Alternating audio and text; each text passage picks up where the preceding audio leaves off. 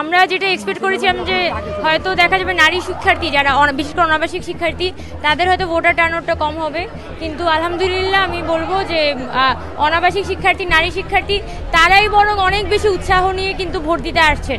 So এইটা আসলে ঢাকা ইউনিভার্সিটির জন্য এবং আমাদের জন্য একটা গর্বের বিষয় যে শিক্ষার্থীরা আসলে তাদের দায়িত্বটা এবং তাদের ভোটের অধিকারটার সম্পর্কে সচেতন।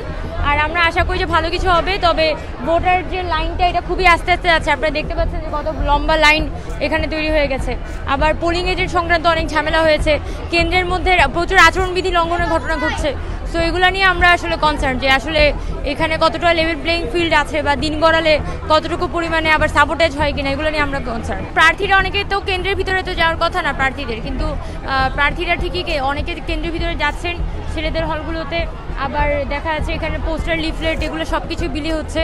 সো আমরা এগুলো নিয়ে আসলে কনসার্ন। আমি মনে করি যে এখানে শিক্ষার্থীরা যত বেশি ভোটার টার্নআউট যত বেশি হবে তত বেশি হচ্ছে যে এখানে নিরপেক্ষ নির্বাচন হওয়ার সম্ভাবনা বেশি। দলীয় শিক্ষার্থীদের বাইরে যারা নিরপেক্ষ স্টুডেন্ট তাদের এখানে ভোট দেওয়ার সম্ভাবনা বেশি, এবং সেটা হলে অবশ্যই আমরা প্রাধান্য পাবো। হ্যাঁ, এবার হচ্ছে যে লিস্ট করে আনছে বেশিরভাগ শিক্ষার্থী, তো লিস্ট অনুযায়ী ভোট দিয়ে দিচ্ছে, তাই সুবিধাটাও বেশি হচ্ছে।